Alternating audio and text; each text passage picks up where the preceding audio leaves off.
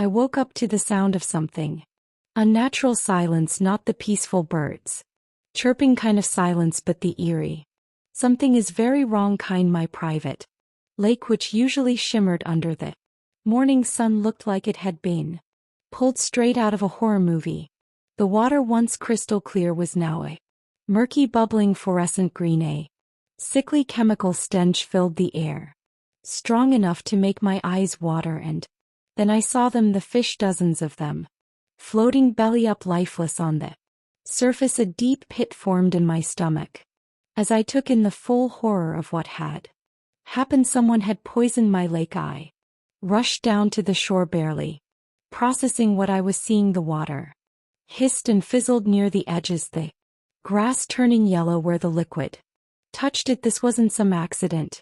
Someone had deliberately dumped something toxic into my lake. My mind raced through possibilities, but there was really only one person in the neighborhood psychotic enough to do something like this: Karen Middleton.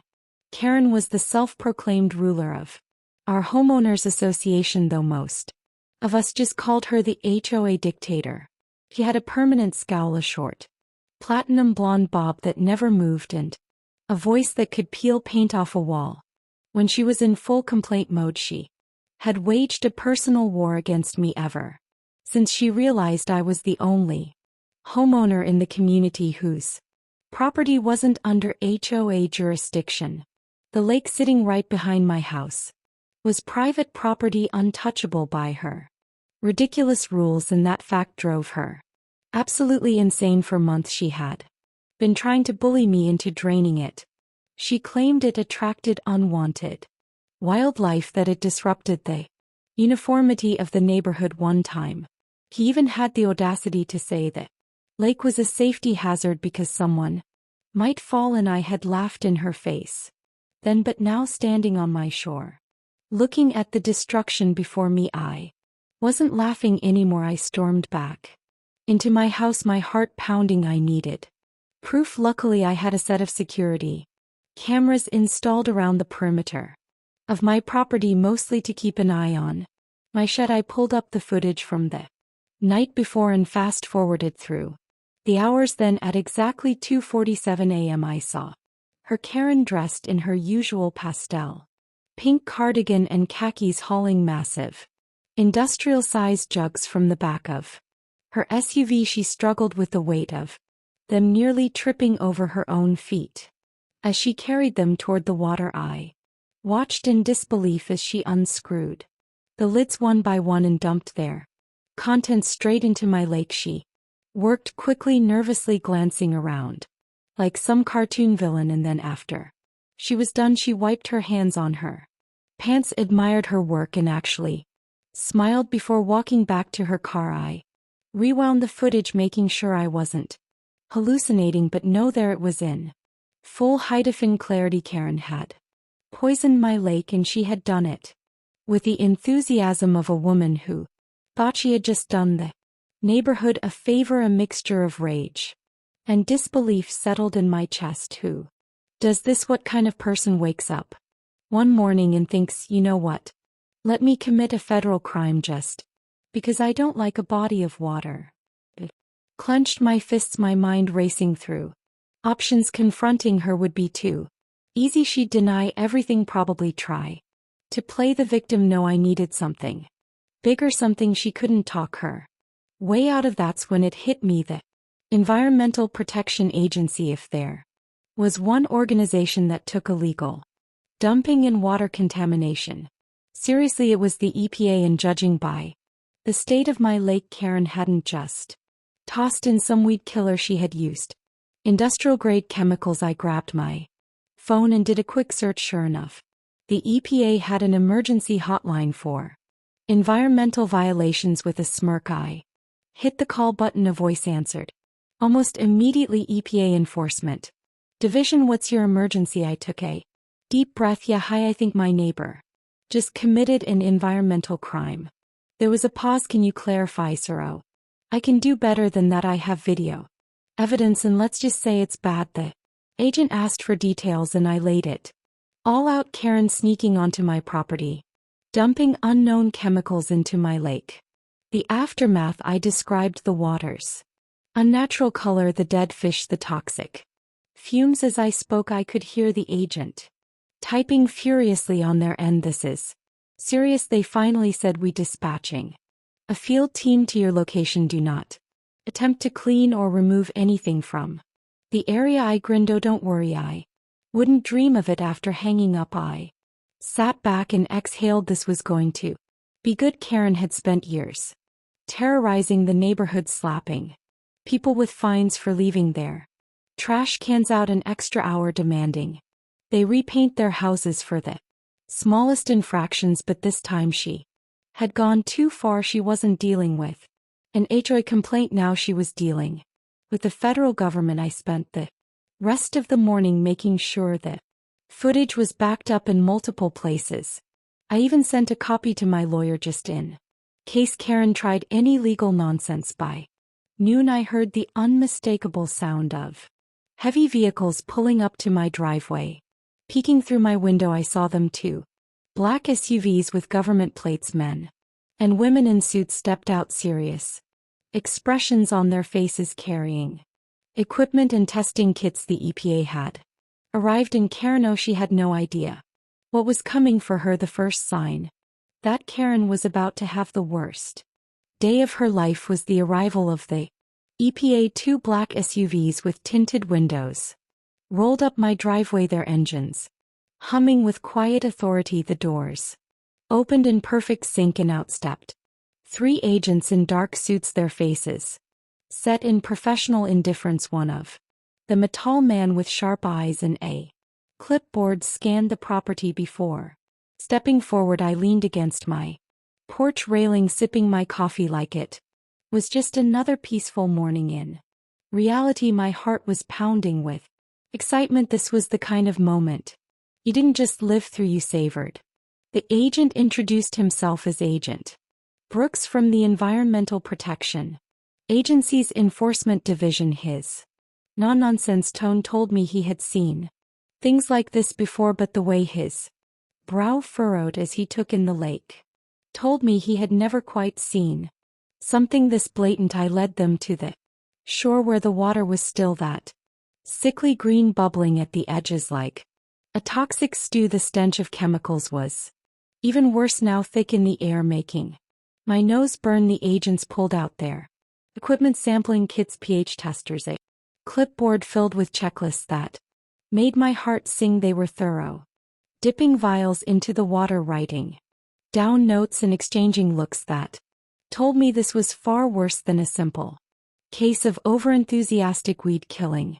One of them knelt down, scooped up a small amount of lake water and swirled it in the vial. He held it up to the light, frowning. This isn't just herbicide, he said, his voice laced with something between concern and disbelief. This is industrial-grade contamination. Some of these chemicals aren't even supposed to be available to the public. That got my attention. My smirk faded just a little. So what does that mean?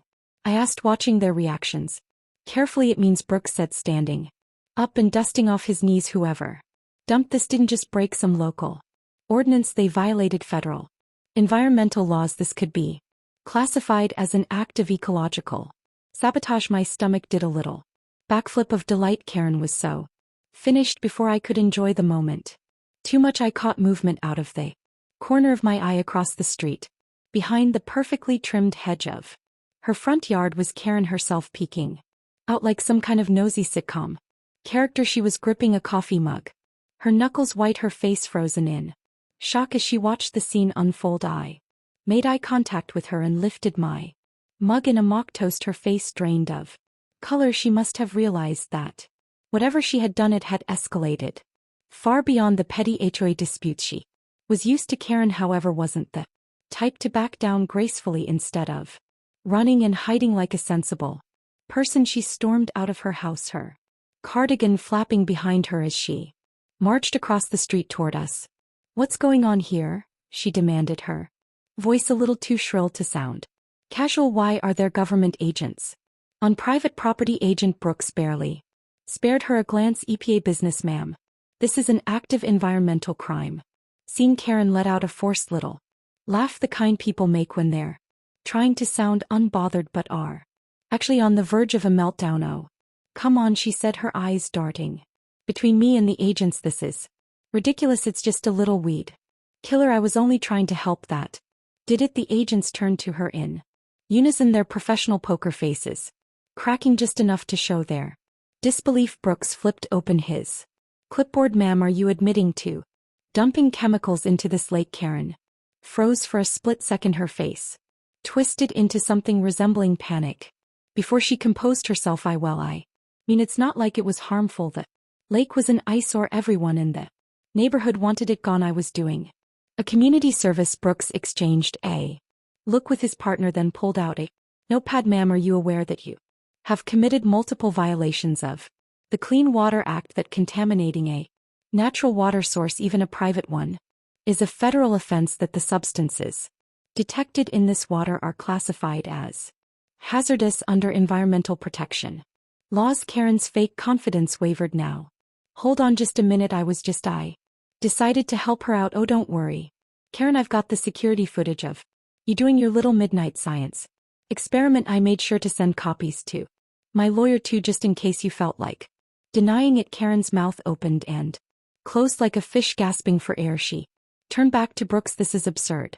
He's lying. He's always been against the Brooks pulled out a tablet and tapped the screen a few times. I had already sent them the footage earlier that morning, and now Karen got to watch herself on screen pouring gallons of illegal chemicals into the lake with all the subtlety of a cartoon villain. The color drained from her face entirely.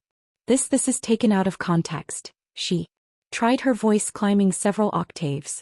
Brooks sighed and snapped his clipboard shut. Ma'am, I'm going to need you to come with us for questioning. That was when the panic truly set in. You can't do this, she shrieked. I have rights. I am the president of the Homeowners Association. Brooks, unbothered, motioned to his partner, who pulled out an official-looking document. Actually, ma'am, you have the right to legal representation, but based on what we're seeing here, you're looking at some serious fines, potential criminal charges, and if the contamination is severe enough, mandatory environmental rehabilitation. Karen started hyperventilating. You can't arrest me for this. It's just water. He's being dramatic. Look at him standing there all smug. She jabbed a finger in my direction, but I just shrugged. Hey Karen, remember all those times you fined people for not keeping their grass short enough? Consider this karma. The EPA agents escorted her toward the SUVs, and for the first time in her life, Karen didn't have the upper hand. She had spent years terrorizing this neighborhood, acting like a dictator, but today she was just another citizen facing the consequences of her actions. As they drove away, I let out a long, satisfied breath. The lake still looked like a disaster zone, but at least justice had been set in motion. I turned back toward my house, already planning my next move. This wasn't over yet. Karen had only just begun to understand what it meant to mess with the wrong person, and when the neighborhood found out what had happened, things were about to get even more interesting. Word spread through the neighborhood faster than a wildfire. By the time Karen's SUV disappeared down the street with the EPA agents, people were already whispering on their porches, peeking through blinds and texting their friends. The mighty Karen Middleton, the iron-fisted queen of the HOA, had just been hauled off for questioning by the federal government. The news hit the community like a bomb, and for the first time in years, people were excited about an HOA meeting. Later that evening, the emergency HOA gathering was packed. Residents who usually couldn't be bothered to show up were now sitting shoulder to shoulder, whispering and buzzing with barely contained glee. The HOA board, now leaderless, looked like a ship lost at sea. Karen had always been the one pulling the strings, enforcing fines and making everyone's life miserable. Now, with her future uncertain, people were realizing just how much they despised her reign. The vice president of the HOA, a nervous man named Doug, who always seemed terrified of Karen. Karen cleared his throat and tried to call the meeting to order. We need to discuss the situation regarding Miss Middleton, he began, his voice cracking under the weight of dozens of amused and eager stares. Given the recent events, it seems Prudent to take a vote on her position. As HOA president, someone in the back called out, "Throw her out." And the entire room erupted into agreement. Doug held up his hands in an attempt to regain control, but the decision was already made. Karen had spent years making enemies, and now that she was vulnerable, nobody was willing to defend her. Emotion was made, a vote was held, and within 10 minutes Karen was officially removed as HOA president. The room burst into applause. I watched the whole thing unfold from the back of the room, arms crossed, sipping from a water bottle like I was watching the best reality TV show of the decade. Karen hadn't just lost her position, she had lost her power. Without the HOA to hide behind, she was just another homeowner. And after what she had done, nobody was going to treat her with the same fearful difference they once had. 2 days later, the EPA released an official statement confirming that the chemicals dumped into my lake were classified as hazardous waste. The cleanup process would take weeks and the fines would be astronomical. And the best part, Karen was personally liable. Her argument that she was helping the community didn't hold up. When confronted with federal environmental laws, the HOA wasn't responsible for her actions, which meant every dollar of the cleanup and the penalties would come straight out of Karen's own pocket. I made sure to be outside when she returned home. She stepped out of her car looking 10 years older than she had when this all started. Her usual smug expression was replaced with exhaustion and desperation. She saw me sitting on my porch and hesitated before marching toward her house with forced dignity. "Welcome back," I said, sipping my coffee. She shot me a glare, but didn't respond. It was clear she had been humbled, but not enough to admit she was wrong. Over the next week she avoided everyone. Normally Karen strutted through the neighborhood like a queen, overseeing her subjects, but now she was a ghost. Whenever she went outside, people stared, some whispered, a few even laughed.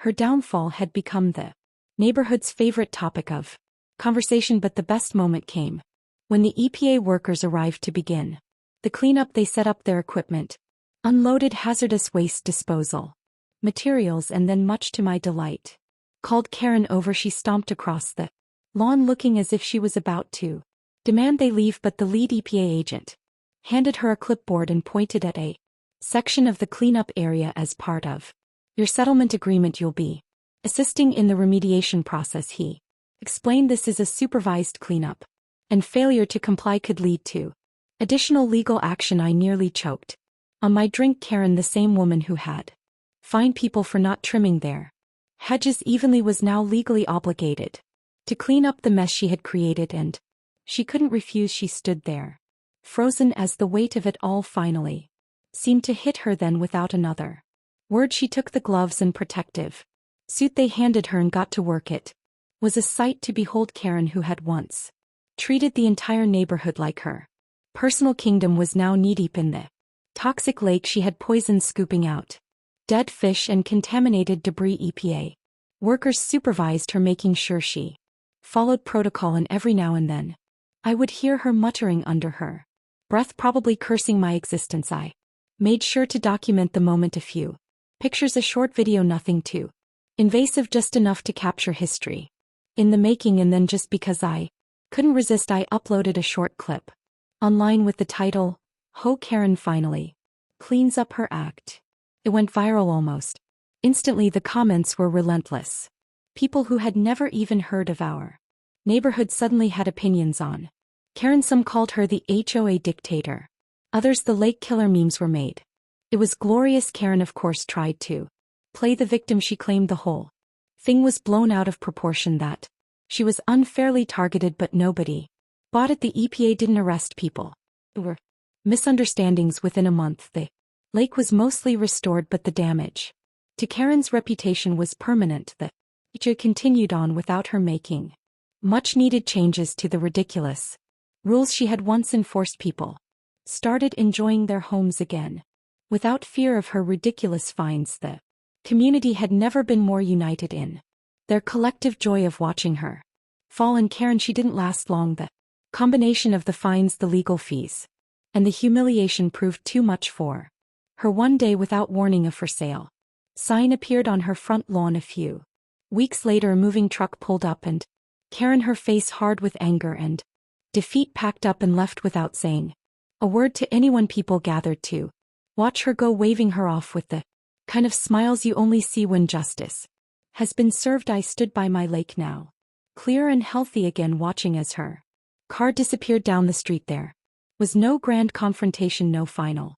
words exchanged, just a simple quiet end to her reign of terror. As the sun set over the water, I took a deep breath and smiled. The lake was mine again. The neighborhood was finally free, and best of all, I would never have to hear Karen Middleton's voice ever again. Justice had never felt so